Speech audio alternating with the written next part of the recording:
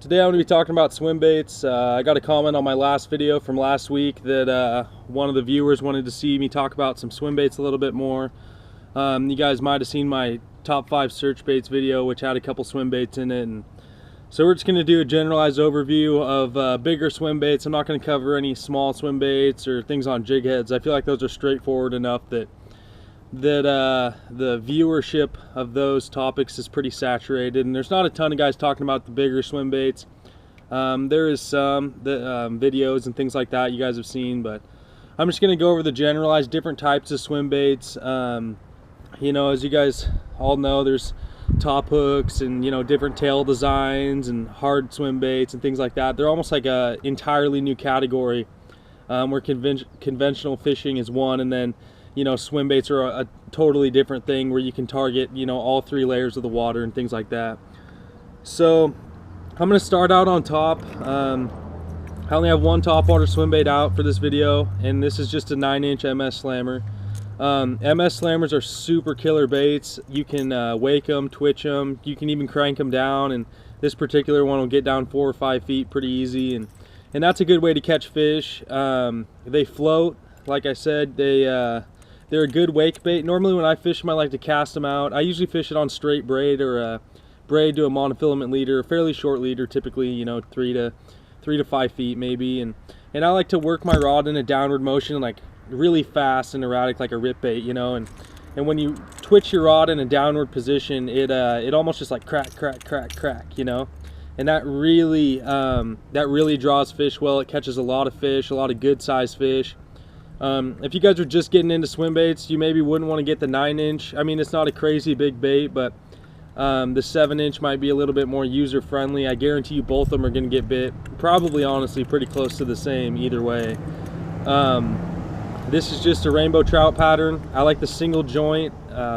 Mike Shaw is the guy who makes these. You can see his signature inside the joint, the year it was made, and things like that. There's 2 pins in the tail that keeps that soft tail in there, so after a while you might need to replace that tail, but they're pretty durable. Caught a lot of fish on slammers. They're a good bait. Don't overlook them because of their looks. They're not as fancy as some of the other wake baits, but I promise you guys, they get bit just as good, if not better.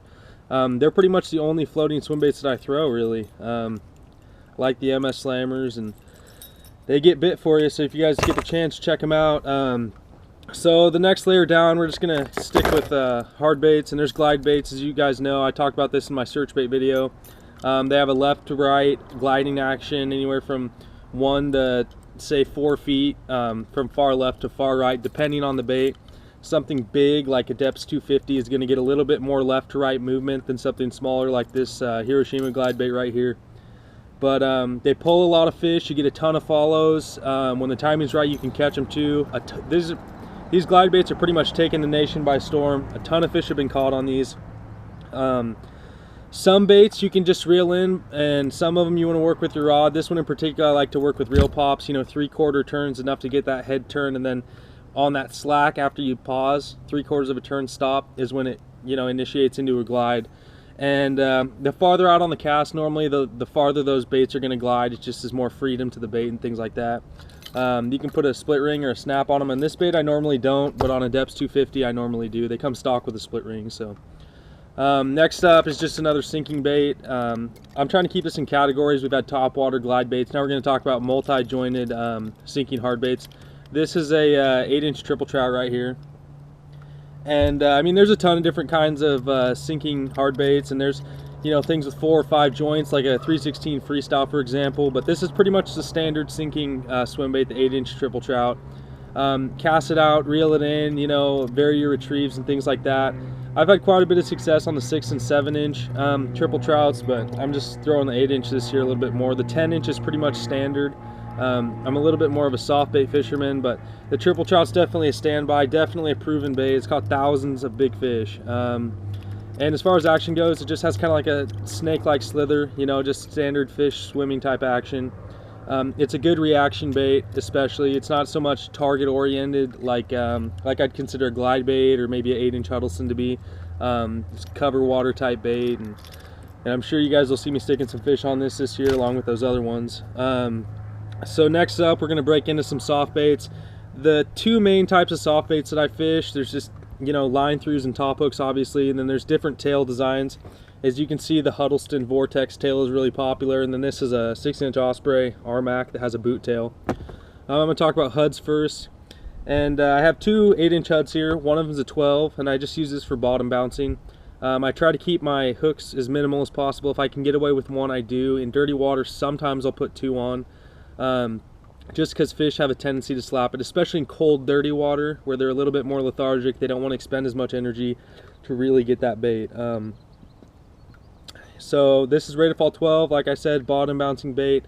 I don't really throw the 16s or the zeros. The Rate of Fall system for Huddleston is, you know, X amount of feet per 10 seconds. So this 12 would fall 12 feet in 10 seconds. This is a 5, so it's going to fall 5 feet in 10 seconds. Typically I'm throwing the 5s, as you can see. Sometimes I'll add, you know, little gills in there, and this particular gill modification was originally shown to me by Adam Cargill. It's just you know, pipe cleaners, red ones obviously, super glued in there, and you slit the gills, slide them in there, and then to get that particular texture and appearance on the pipe cleaner, you just take a lighter to them and just barely graze them. You'll see the fibers really shrink up. And as far as hooks go, I'm not super picky. This is a Gamakatsu. That's pretty standard. I like the Gamakatsu crimped Butch Brown style. If you guys have watched my other videos, you know that I have a Huddleston rigging video with braid. I usually crimp them like this, and or put a split ring. I just like to get that hook as close to the head as I can in clear water. I personally believe that the fish are going to check out the bait, you know, swing around and try to eat it head first. It's just the most sensible way for nature to do its operations in that aspect. So the Huddlestons, they move a lot of water, displace a lot of water. A lot of people are almost going to think of them as like a large finesse type swim bait, just because they are so natural, and they really are. But they're a good bait in dirty water too. Don't overlook them. We've caught fish in, you know, in the 30s all the way up to 70, 80 degree water on that Huddleston. So it's a good bait, proven bait. It's probably the highest potential to catch your personal best, a state record, whatever you're after. There's similar baits like the Baitsmith Magnum, for example. Similar tail design, almost the same bait, just bigger. The Baitsmith Magnum has a little bit more detail and things like that, but I usually stick to the 8-inch Huds. Here's another one, the Hud 68. It's a 6-inch body with an 8-inch tail. It measures out somewhere around, you know, 6 3/4, 7 inches. But a small bait like this, I run with the top hook. Obviously, the larger tail and the smaller body, it's got a little bit more head shimmy, a lot more water displacement and vibration.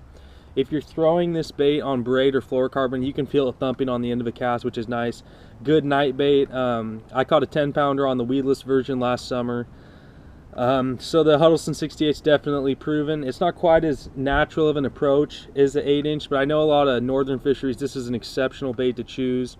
You know, so that's the Hud 68 top hook. This is a Rate of Fall 5. Next up, we got a couple line throughs here. As you can see, 2 Ospreys and 316 Rising Sun. This is actually the top hook Rising Sun. I normally rig it with a bottom hook just because I like the faster sink rate that I can get with this. I can fish it in 10 to 12 feet a little better. This type of line through style bait, you're not going to get the side to side Huddleston vortex type movement. What it is essentially a twist. You get a little bit of a head rock and then the twist of the tail, and they move a lot of water. They get a ton of bites. These are the baits that if you're fishing tournaments and things like that, I'd really look into. They're good numbers baits, good for size.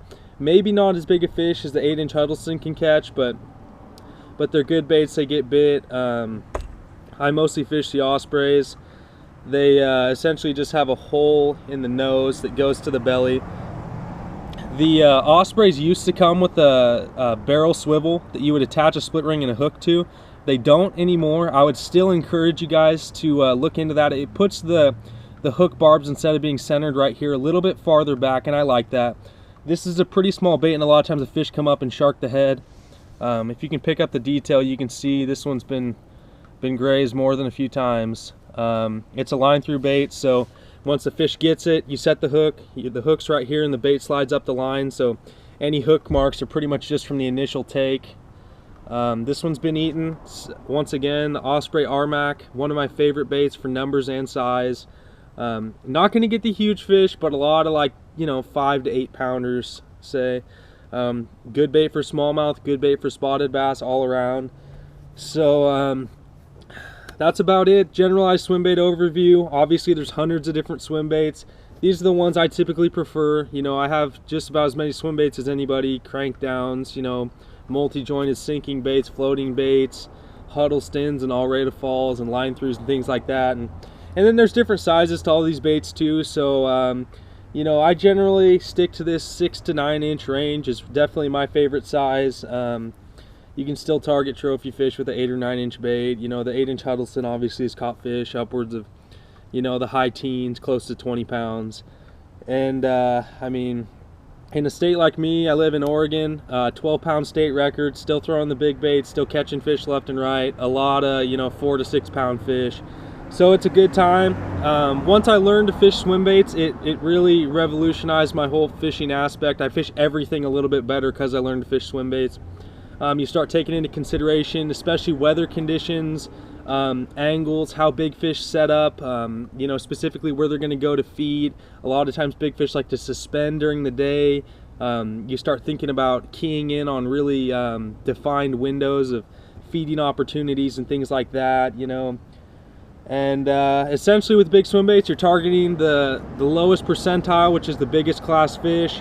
You learn a lot. It's worth doing. I'd really encourage you guys, tournament fishermen or fun fishermen, either way, to learn the swim baits, learn to utilize them, and then take what you learn from swim bait fishing and apply it to your other things. I mean, I tell guys all the time, I'm better at fishing a drop shot because I learned to fish a swim bait. It just mentally gets your mind ticking the right way. You start thinking like a bass, and overall it's just really worthwhile. So like I said, this video was done by request last week. If there's something you guys want to see, don't hesitate to let me know.